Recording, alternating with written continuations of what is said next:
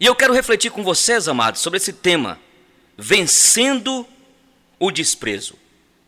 O Salmo 123 diz o seguinte: a ti que habitas nos céus, eleva os meus olhos, como os olhos dos servos estão fitos nas mãos dos seus senhores, e os olhos da serva na mão de sua senhora, assim os nossos olhos estão fitos no Senhor, nosso Deus, até que se compadeça de nós. Tem misericórdia de nós, Senhor, tem misericórdia, pois estamos sobremodo fartos de desprezo. A nossa alma está saturada do escárnio dos que estão à sua vontade e do desprezo dos soberbos. Esta é a nossa reflexão, vencendo o desprezo. Estes salmos, ou melhor, os salmos da Bíblia, representam, no conceito de muita gente, apenas poesia, pura poesia e realidade, criação artística. Mas, na verdade, vale muito mais do que isso. Pode servir para nós, escute, os salmos podem servir para mim e para você, como se fosse um analgésico teológico, capaz de curar a nossa alma, capaz de curar a sua alma, meu irmão, minha irmã, capaz de resolver problemas ou acalmar os nervos. Sabe quando você bebe aquela água com açúcar? Quando você está tenso, quando você está sentindo dor. Sabe quando você acaba de comer aquela comida e talvez você tenha algum problema alérgico, não sei, algum problema estomacal, aí de repente, permita-me dizer aqui, vem aquela dor, aquela enxaqueca, e aí você toma Neosaldina, e de repente, passou alguns minutos, você é totalmente curado da sua dor de cabeça. Então nós podemos dizer que assim também são os salmos. Os salmos representam duas realidades. A primeira é que revela o homem com suas angústias e dores. Os salmos mostra a realidade minha e sua do que é interiormente. Entende? Dentro da nossa interioridade. E a segunda, que nós podemos concluir, é que mostra aqui, de uma maneira prática, sabe, que Deus, com uma resposta clara e prática, que Deus dá às crises, que atinge a minha alma e a tua alma, a alma humana, a alma de qualquer um de nós, gente, ser humano. E quem sabe você que está me ouvindo, você está vivendo um dilema, um problema aí na sua alma, uma alma que está angustiada, aflita, partida. Quando nós lemos os salmos, eu volto a repetir, é como se fosse este analgésico que cura a nossa alma. Este Salmo 123 mostra isto. Ele reflete, ele mostra, ele refere de uma maneira poderosa a um sentimento que nos tem definido como seres humanos. A expectativa pela compaixão de Deus. É interessante que o salmista aqui, ele está esperando a compaixão de Deus. Olha o que ele diz aqui: a ti que habita nos céus, eleva os meus olhos, como os olhos dos servos estão fitos nas mãos dos seus senhores e os olhos da serva na mão de sua senhora, assim os nossos olhos estão fitos no Senhor, o Senhor nosso Deus, até que se compadeça de nós. Observe que a palavra olhos, nesse texto aqui, neste salmo, é interessante, aparece quatro vezes, só nos 2 primeiros versículos. Olha o que ele diz aqui: a ti que habita nos céus, eleva os meus olhos, como os olhos dos servos estão fitos nas mãos dos seus senhores e os olhos da serva na mão da sua senhora, assim os nossos olhos estão fitos no Senhor nosso Deus, até que se compadeça de nós. Então observe que a palavra olhos aparece aqui 4 vezes. Então trata-se de um olhar abatido, um olhar estacionado em Deus, congelado em Deus, à espera de que Deus se compadeça deste homem aqui. O salmista suplica, dizendo: tem misericórdia de nós, Senhor, tem misericórdia. Olha para você ver a insistência. Ele diz: pois estamos sobremodo fartos de desprezo. A nossa alma está saturada, Deus, do escárnio dos que estão à sua vontade e do desprezo dos soberbos. E ele rasga a sua alma, rasga o seu coração. A situação do salmista, ao escrever este salmo aqui, amados e amadas, é bem fácil de a gente compreender. O texto revela que ele se sente abandonado, afligido por uma terrível quê? Por uma terrível rejeição. Aliás, ele podia ser escrito ao contrário, ficando assim dentro de uma cronologia onde o autor queria chegar. Pois ele começa de trás para frente, inicia com a proposta e termina com o problema. O que fica aqui imediatamente claro é que o salmista se sente rejeitado, abandonado, no cantinho, rejeitado lá no cantinho. Escute, meu amado, minha amada, é necessário que admitamos, não apenas cerebral, mas emocionalmente, o fato de estarmos ou não nos sentindo rejeitados e, assim sendo, verificar com toda a lealdade se guardamos os complexos que advêm de tal rejeição. Escute, pois toda rejeição, todo abandono gera algum tipo de complexo de inferioridade, é ou não é? De insegurança, de autodesprezo. Muito frequentemente, a gente ouve pessoas que de alguma forma tiveram este tipo de problema. E mais comumente, o rompimento conjugal, o aborto, as perdas sentimentais, afetivas. Eu vejo que se instaurou nessas pessoas, um tremendo sentimento de descompensação, de autodesprezo. Pois elas não apenas foram exteriormente desprezadas, mas passaram a intimamente desprezar-se. Quem sabe é você que me ouve neste momento. Você mesmo está aí alimentando dia e noite e dia. Você está alimentando este autodesprezo. Eu não sei qual é o seu problema, mas você está aí sentindo desprezada, desprezado. E a minha proposta nessa reflexão é como vencer o desprezo.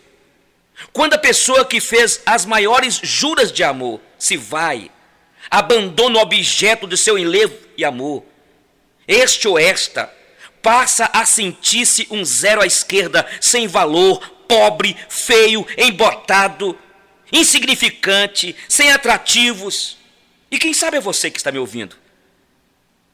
Pessoas que desenvolveram aí os estigmatizantes sentimentos de inferioridade, aqueles estigmas, sabe? Aquelas marcas, aquelas feridas. A alma é o ser mais sensível do universo. A alma é o meio pelo qual é aquele nervo onde comunica com o espírito e também através da pele com o exterior.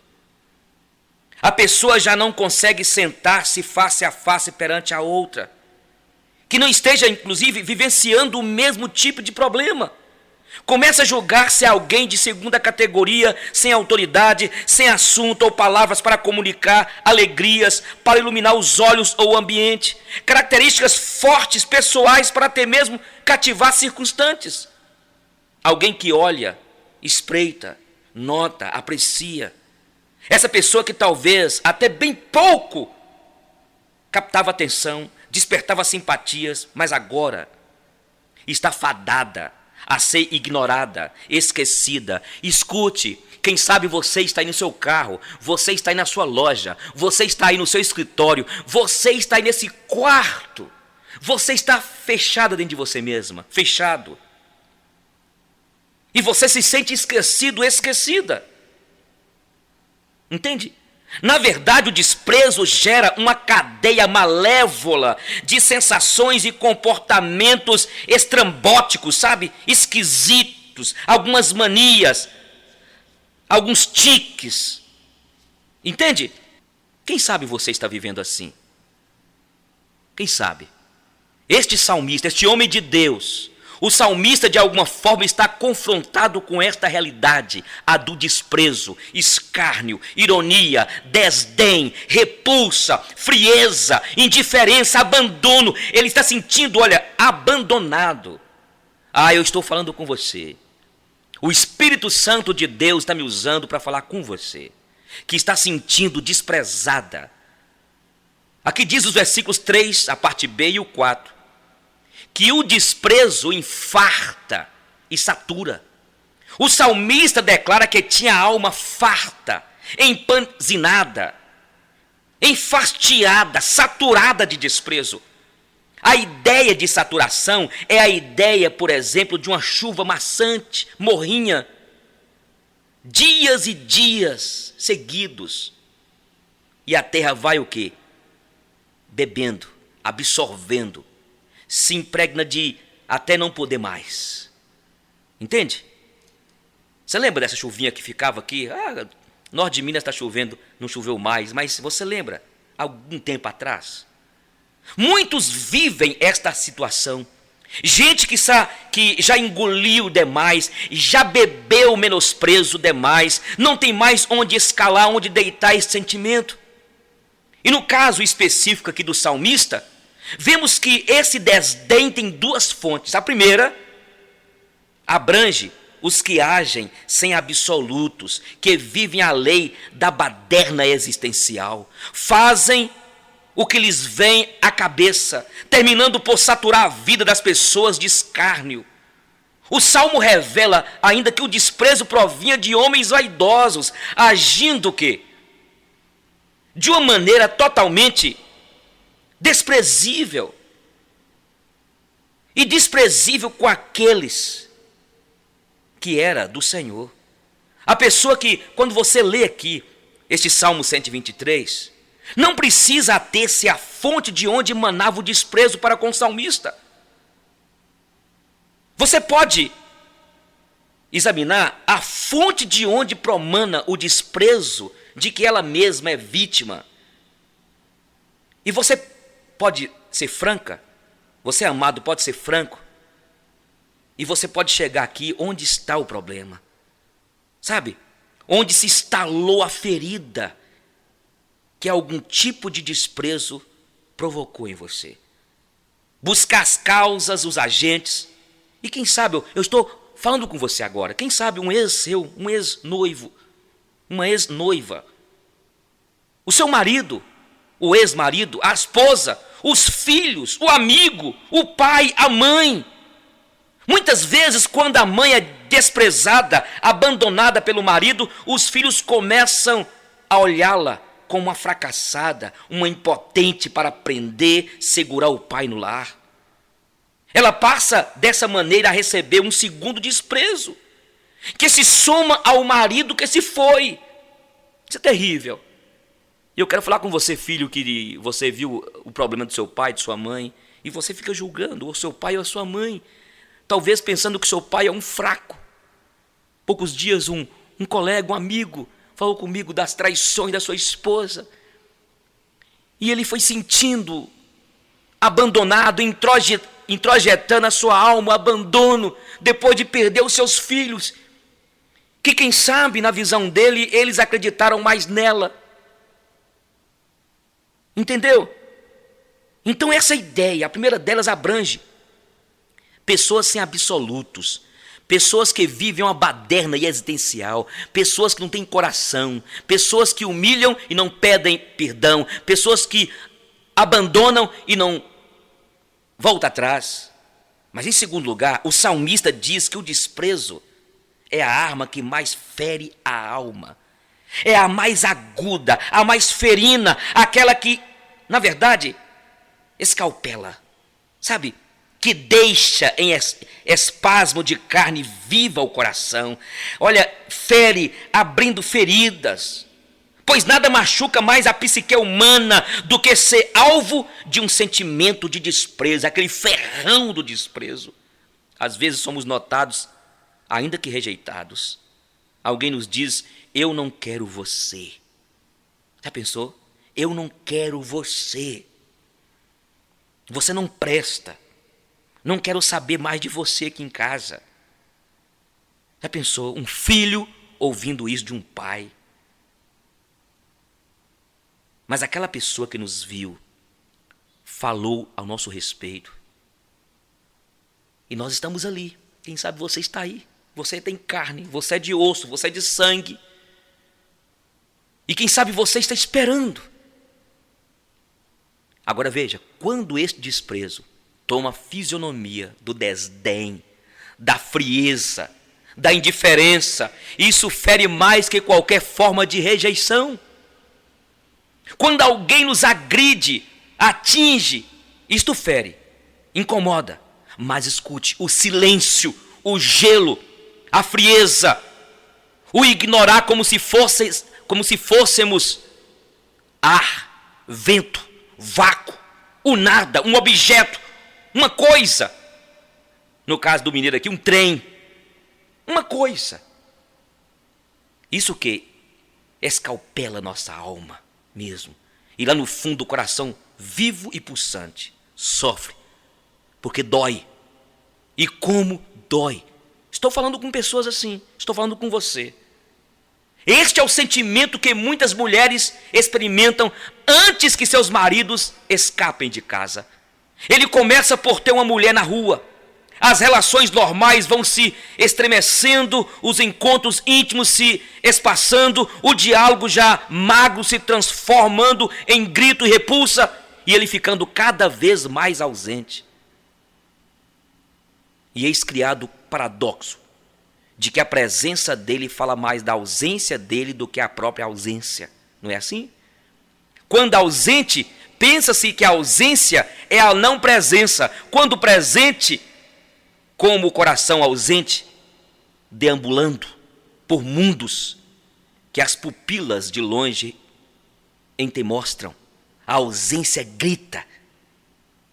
Grita que a presença não existe. Estou falando com você. E aí, ele começa a chegar ausente. No começo beija o rosto, depois a testa, depois diz apenas oi, olá.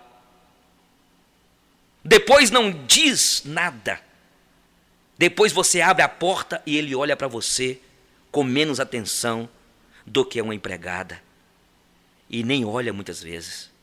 Ou olha com olhos enevoados, sabe? Como se você fosse uma estátua, ou não fosse nada. O olhar é tão gelado, tão gélico, tão frio, que provoca um estremecimento em sua alma. Estou falando com você, mulher. E Deus está me usando para falar com você, porque Ele tem um projeto na tua vida, porque Ele quer mostrar para você que Ele quer fazer você se sentir gente. Seu marido pode não te valorizar, mas Deus, Jesus, morreu numa cruz para você e por mim, porque nós temos um alto valor. Entendeu? Dá para você entender? Olha para você ver. Olha como você está se sentindo desprezada. Quem sabe é você, amado.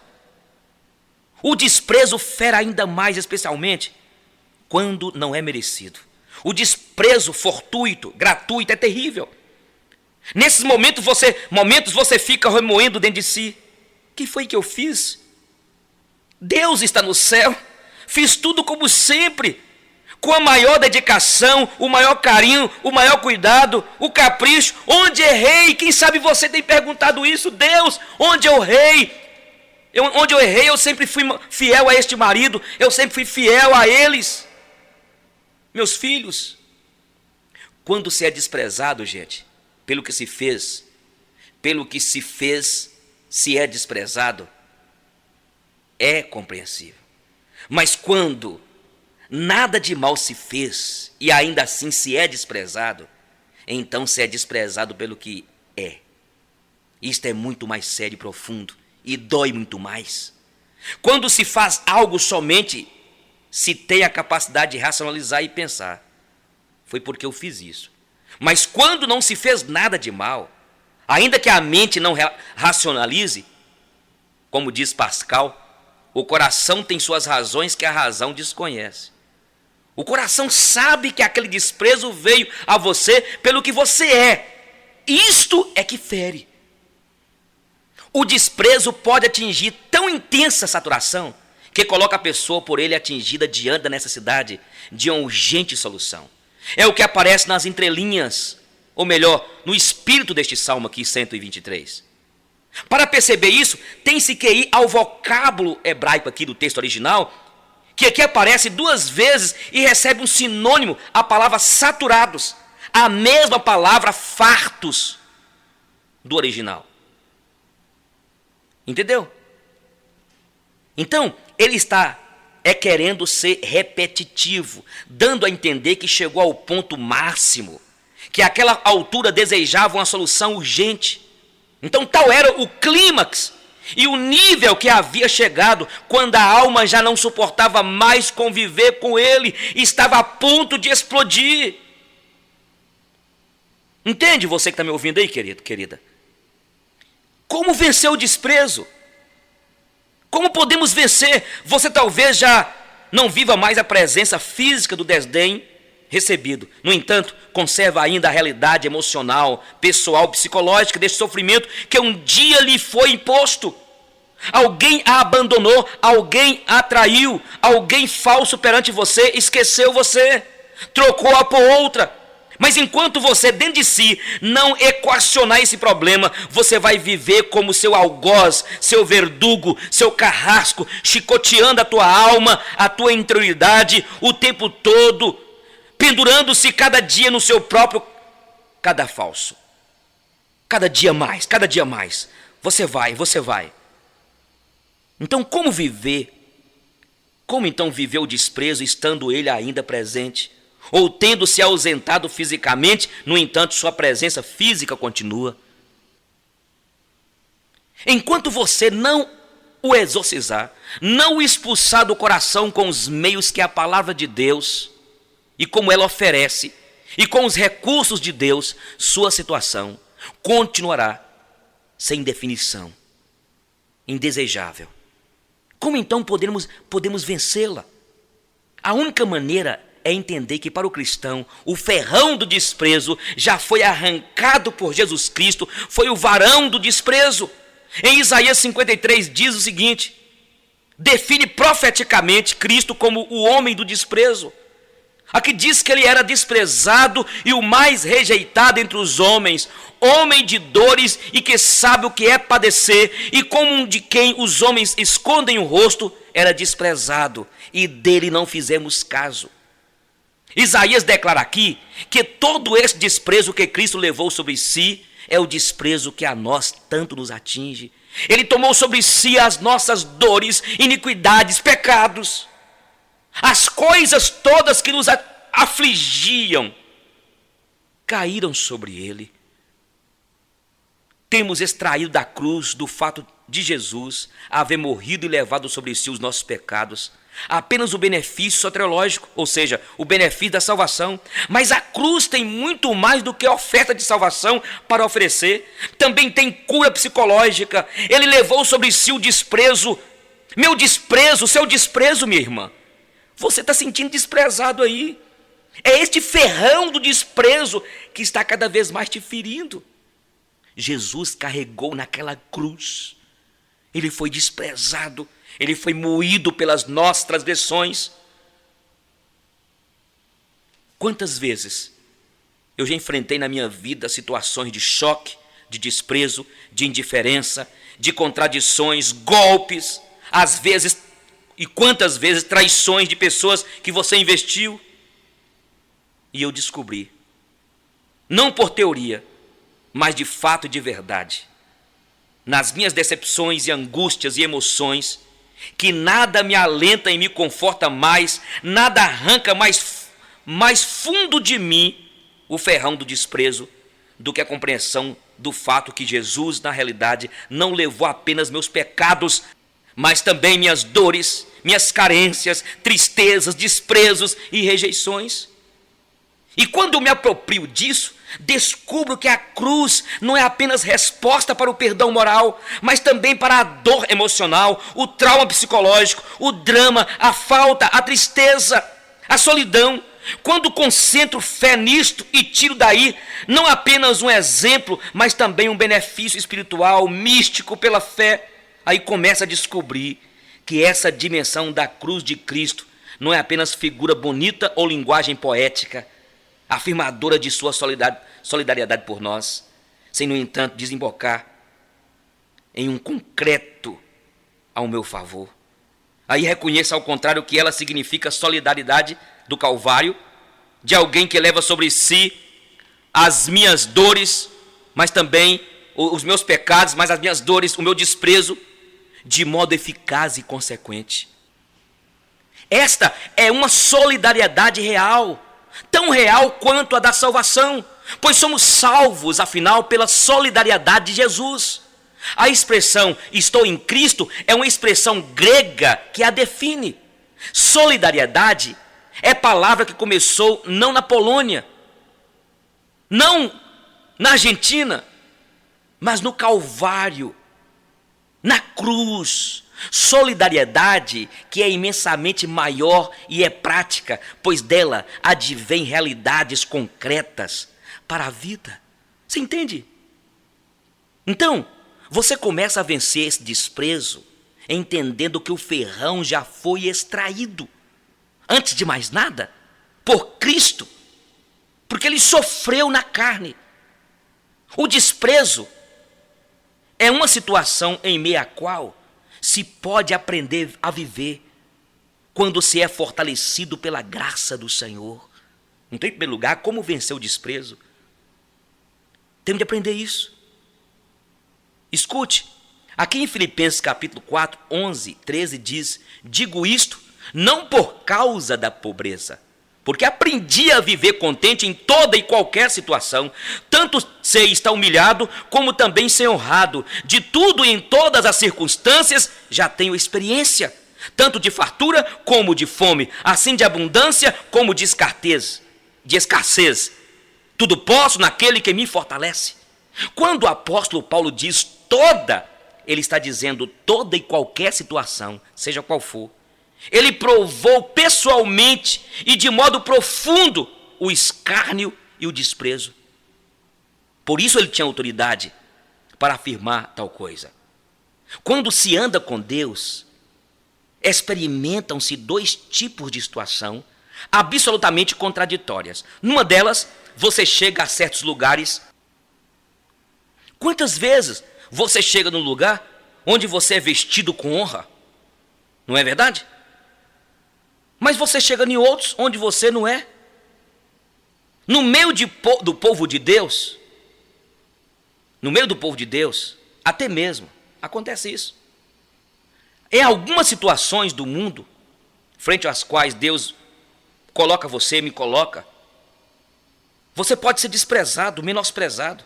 Como disse Ezequiel: fiz a tua fronte como diamante, mais dura que a perdeneira. Não os temas, pois nem te assustes com os seus rostos, porque são casa rebelde. Acontece isso. Você pode ser desprezado, você colega pastor, líder, num lugar. Isso acontece. E quando terminam essas experiências, duas coisas acontecem. Ou você sai mais desprezado do que está, ou sai levado por um grupo de pessoas que começaram a se tornar discípulos de Jesus. Paulo, aqui, ele estava não teorizando. A situação de desprezo foi algo que ele viveu na carne. Não são evasivos estes versículos aqui, mas fruto de experiência. Quando ele diz: aprendi a viver contente em toda e qualquer situação. Vemos geralmente esse texto aqui, olha, isolado. Quando diz aqui: posso tudo naquele que me fortalece. Mas esquecemos o contexto anterior, que diz que podemos aguentar a humilhação, sofrer fome, enfrentar o desprezo, vencer tudo no Senhor, enfrentar tudo, enfim, contra tudo e contra todos. E apesar de tudo, pois podemos em Deus, por Deus e para a glória dele, nós podemos. Então, a maneira de enfrentar o desprezo é entender que o ferrão já foi arrancado, não só porque Cristo levou, como porque Jesus nos capacita com a sua graça a aprender a viver em meio a tal situação. Então erga a cabeça, minha irmã. Estou falando com você, meu irmão.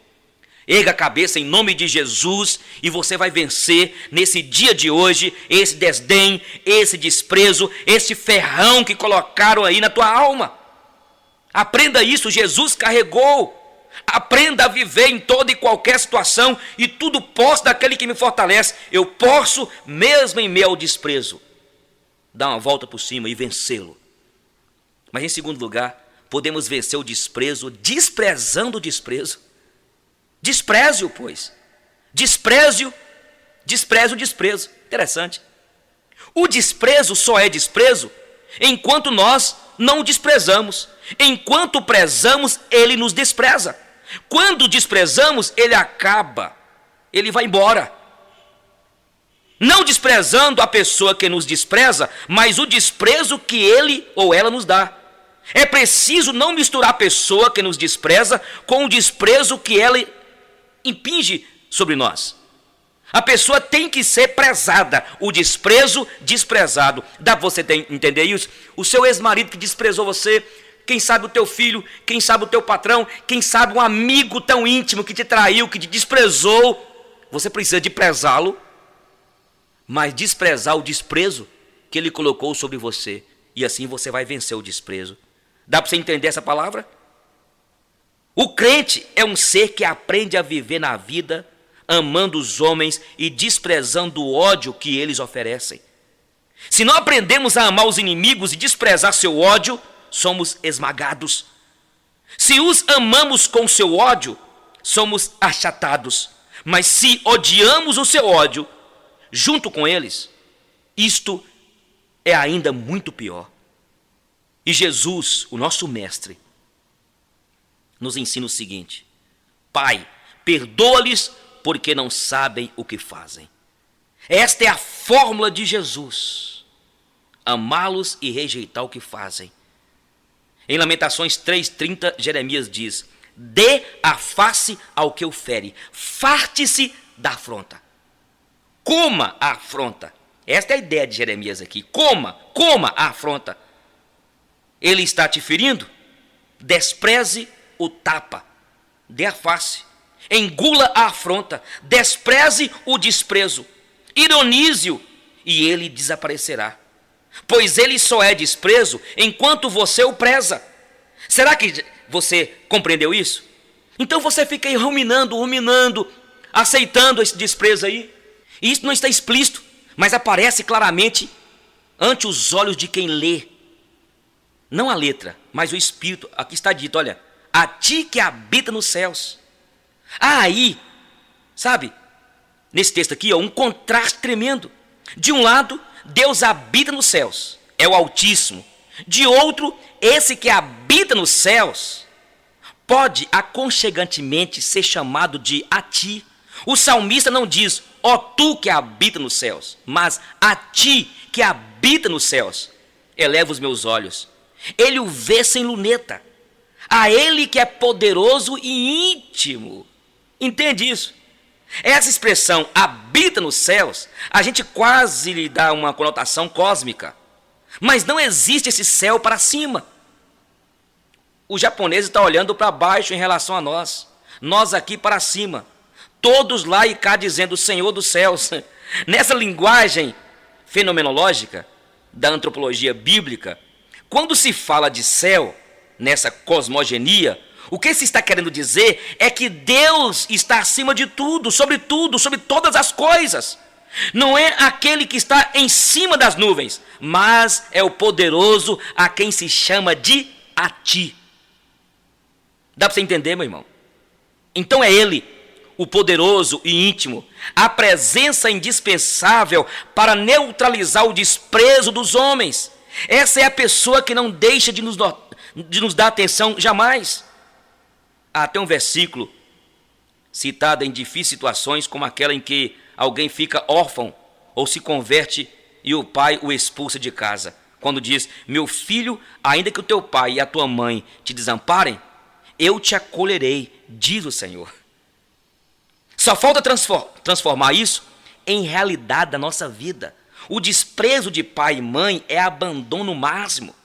Quando o pai, enjeita o filho, ou a mãe o despreza, algo de brutal está acontecendo.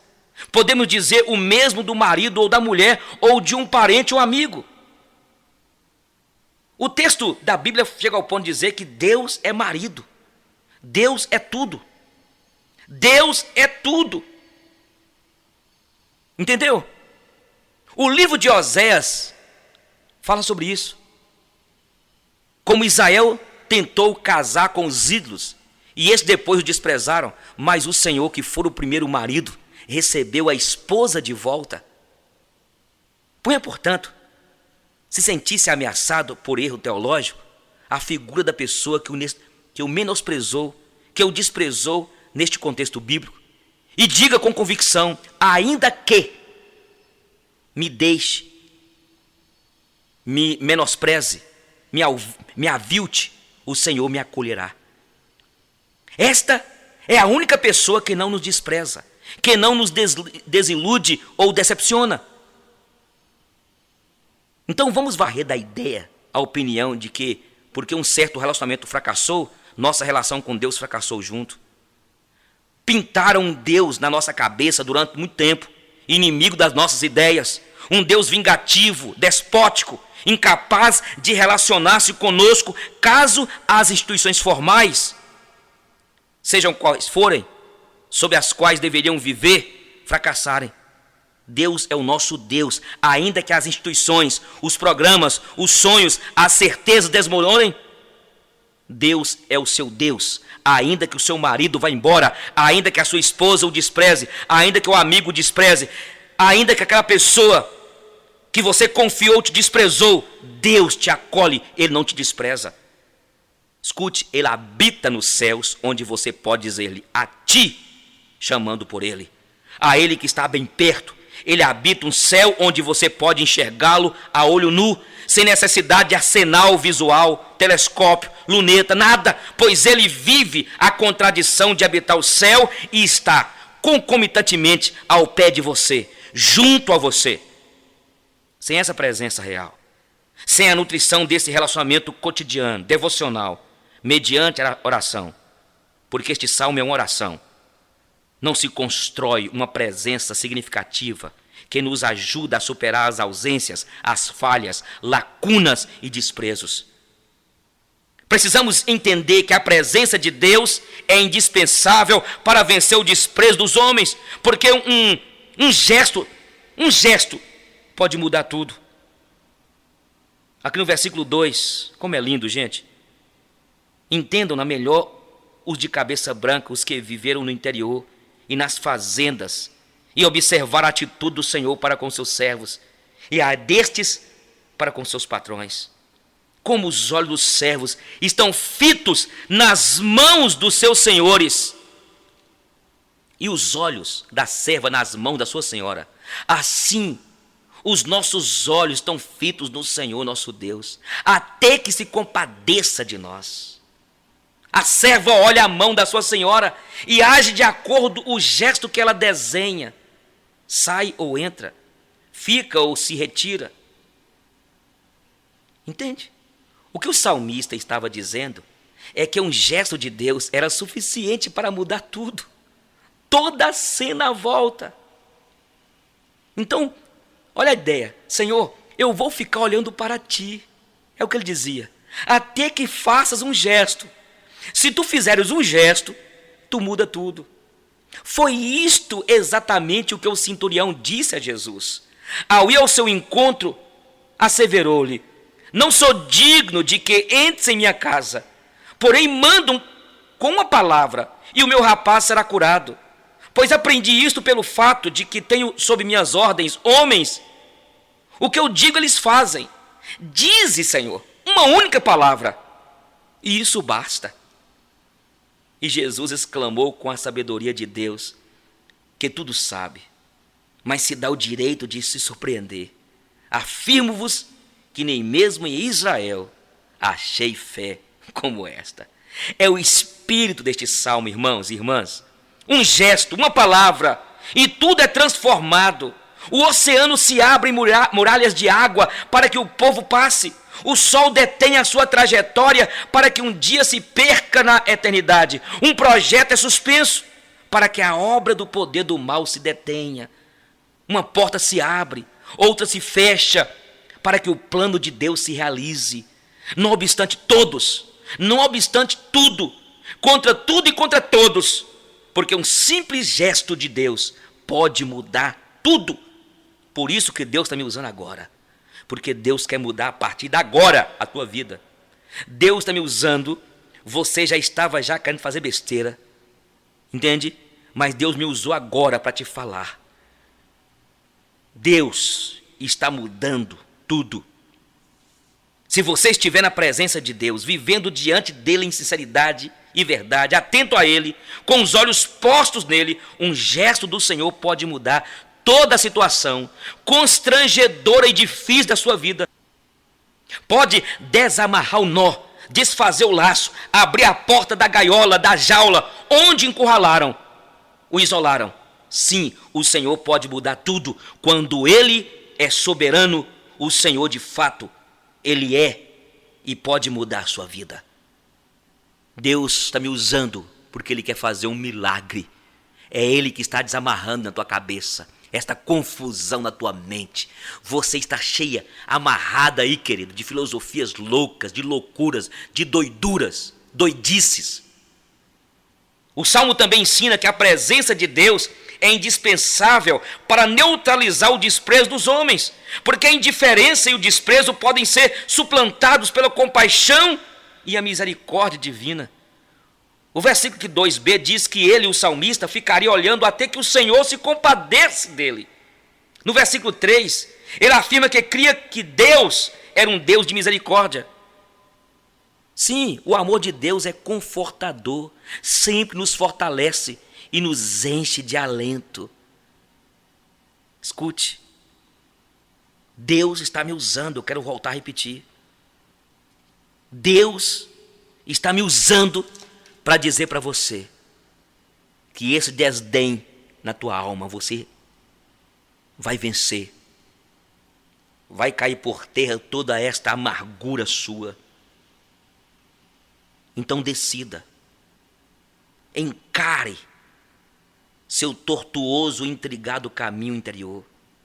Extirpe do coração as mágoas, os complexos, as dores, os recalques, os sentimentos de inferioridade, de autodesprezo, autoimagem distorcida por causa do desdém recebido. Decida agora, em nome de Jesus. Diga ao Senhor: Senhor, a minha alma está saturada de desprezo. Faça essa oração agora. Ora comigo. Diga ao Senhor assim: olha, Senhor, minha alma está saturada de desprezo. Tenha misericórdia de mim, Senhor. Fala aí. Diga assim: olha, estou enfastiado ou enfastiada de tanta frieza. As entranhas me doem de saudade da palavra amiga, cálida, amorosa. O olhar doce e quente, o gesto brando, a conversa, o diálogo. Fala com o Senhor. Diga ao Senhor: já não suporto mais, Senhor. O meu coração não tem como mais absorver tanto descaso, tanta tristeza. Senhor, eu não aguento mais tantas pessoas altivas, tiranas, que têm feito da existência uma baderna, vivem sem lei, sem Deus, sem o Senhor, sem o teu amor, escarnecem, espreitam. Morreu em meu lugar. No dia 1º de fevereiro de 1974, houve em São Paulo um dos maiores incêndios da história do Brasil. O edifício Joelma, de 24 andares, ficou inteiramente destruído. Uma pane no sistema de ar-condicionado, no 12º andar, espalhou fogo por todo o prédio. Das 600 pessoas que ali trabalhavam, 188 perderam a vida. Um terço das pessoas morreu quando, na tentativa de se salvar, se jogava desesperadamente das janelas. Era um salto certo para a morte. Um quarto pereceu subindo para o terraço, tentando escapar das chamas. Os elevadores desempenharam um papel importantíssimo no resgate das vítimas. Cerca de 300 pessoas sobreviveram descendo por eles. Mais gente teria morrido, não fora a atuação heróica de um assessorista em especial. Ela havia recebido ordens para abandonar o elevador se realmente quisesse se salvar. Mas em vez disso, ela permaneceu trabalhando, subindo e descendo. A cada viagem, ela voltava com cerca de 25 pessoas resgatadas das chamas. Mas ao subir pela quarta vez, no momento em que o elevador chegou ao 20º andar, a energia acabou. No dia seguinte, seu corpo é encontrado perto da porta do elevador, completamente carbonizado. O heroísmo dessa criatura é uma dramática, conquanto distante ilustração do que Cristo fez por nós na cruz. Por causa da morte dele, nós podemos ter a vida eterna. Como diz o autor dos Hebreus, em Hebreus capítulo 9, versículo 26. Mas agora, na consumação dos séculos, uma vez por todas, se manifestou para aniquilar o pecado pelo sacrifício de si mesmo na cruz. O teólogo maldito. Na Idade Média, a Bíblia foi um livro esquecido, perseguido e até proibido pela Igreja Católica Romana, como aconteceu ao tempo do Papa Inocêncio III. Ainda assim, o povo simples procurava a verdade bíblica, como foi o caso dos valdenses e dos albigenses.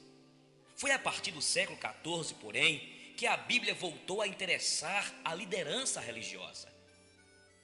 Veja, por exemplo, o que aconteceu na Inglaterra.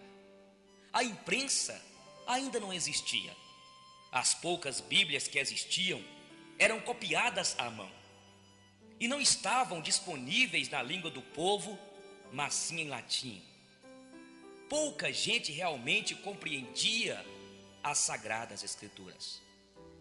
Era uma imposição também da Igreja Oficial da Inglaterra. Ou seja, a igreja não queria que o povo simples conhecesse a Bíblia Sagrada.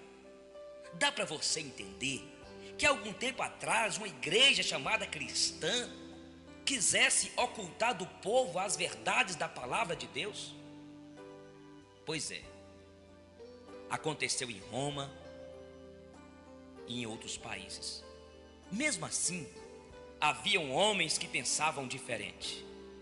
Era o caso do teólogo John Wycliffe. Considerado o pai da prosa inglesa, viveu aproximadamente entre os anos 1320 e 1384.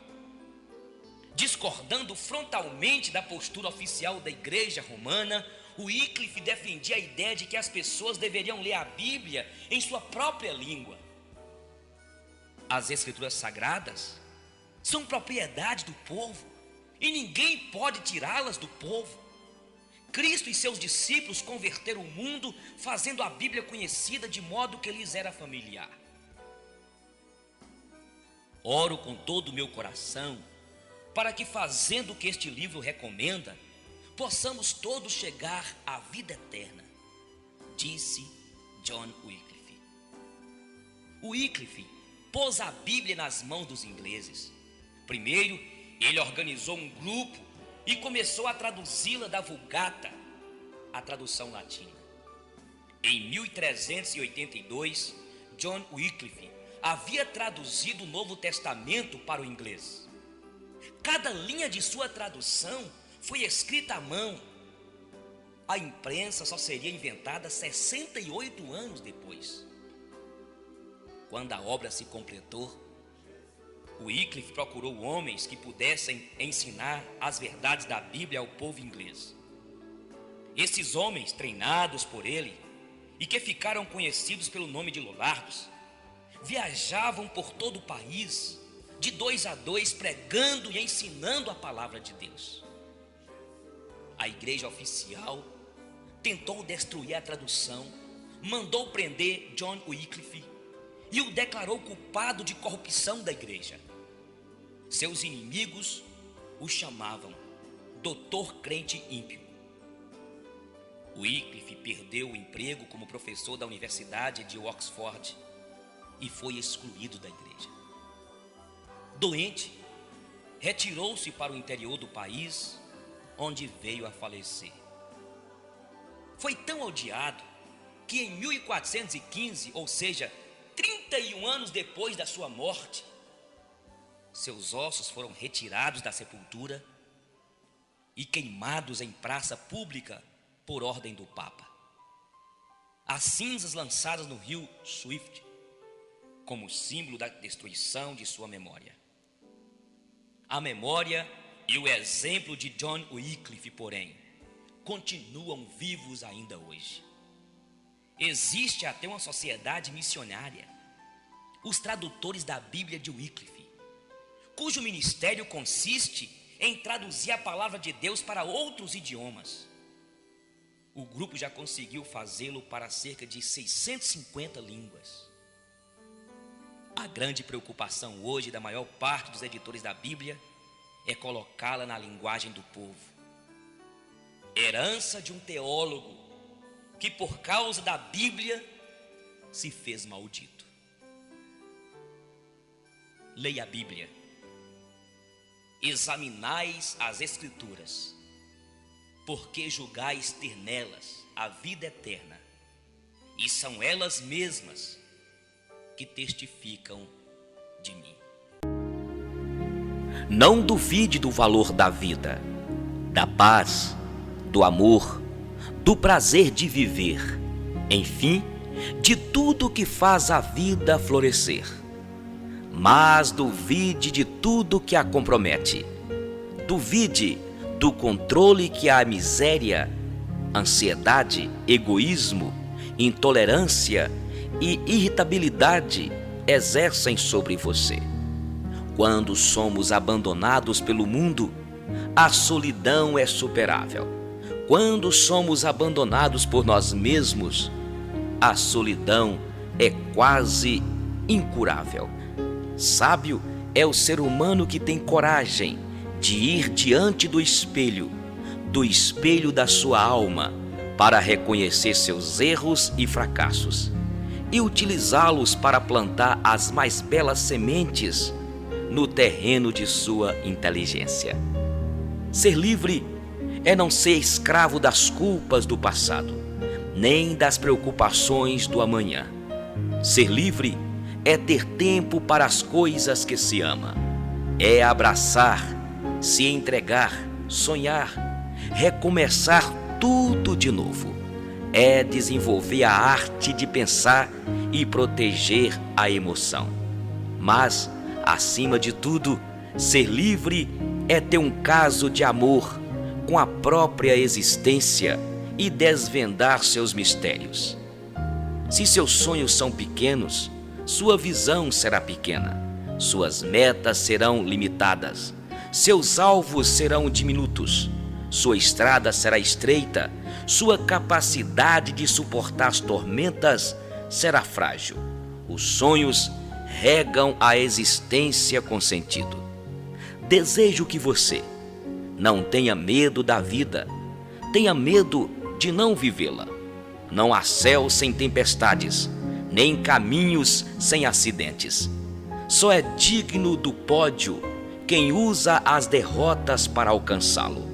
Só é digno da sabedoria quem usa as lágrimas para irrigá-la. Os frágeis usam a força, os fortes a inteligência.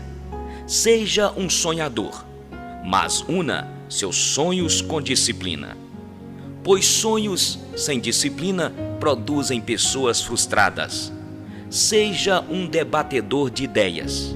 Lute pelo que você ama. Augusto Cury.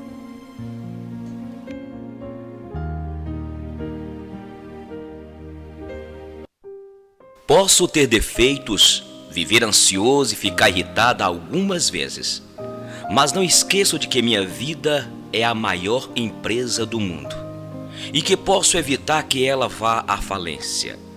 Ser feliz é reconhecer que vale a pena viver, apesar de todos os desafios, incompreensões e períodos de crise. Ser feliz é deixar de ser vítima dos problemas e se tornar autor da própria história. É atravessar desertos fora de si, mas ser capaz de encontrar um oásis no recôndito da sua alma. É agradecer a Deus a cada manhã pelo milagre da vida. Ser feliz é não ter medo dos próprios sentimentos. É saber falar de si mesmo. É ter coragem para ouvir um não. É ter segurança para receber uma crítica, mesmo que injusta. Augusto Cury. O dinheiro e a felicidade. O dinheiro pode nos dar conforto e segurança, mas ele não compra uma vida feliz. O dinheiro compra a cama, mas não o descanso. Compra bajuladores, mas não amigos. Compra presentes para uma mulher, mas não o seu amor. Compra o bilhete da festa, mas não a alegria. Paga a mensalidade da escola, mas não produz a arte de pensar. Você precisa conquistar aquilo que o dinheiro não compra. Caso contrário, será um miserável, ainda que seja um milionário. O que sei é que até há pouco tempo eu não sabia dizer quem eu era. Agora, sei menos ainda. Não sei quem sou, nem o que sou, pois o que pensava que era, não é o que eu sou. Estou me desintoxicando do que era para ser o que sou. Não compreendo ainda quem sou, mas estou à procura de mim. Tá entendendo? Que maravilha! Pensei que só eu não entendia. Se o tempo envelheceu seu corpo, mas não envelhecer a sua emoção, você será sempre feliz. Ninguém é digno do pódio se não usar suas derrotas para alcançá-lo. Ninguém é digno da sabedoria se não usar suas lágrimas para cultivá-la. Ninguém terá prazer no estrelato se desprezar a beleza das coisas simples no anonimato, pois nelas se escondem os segredos da felicidade. Augusto Cury.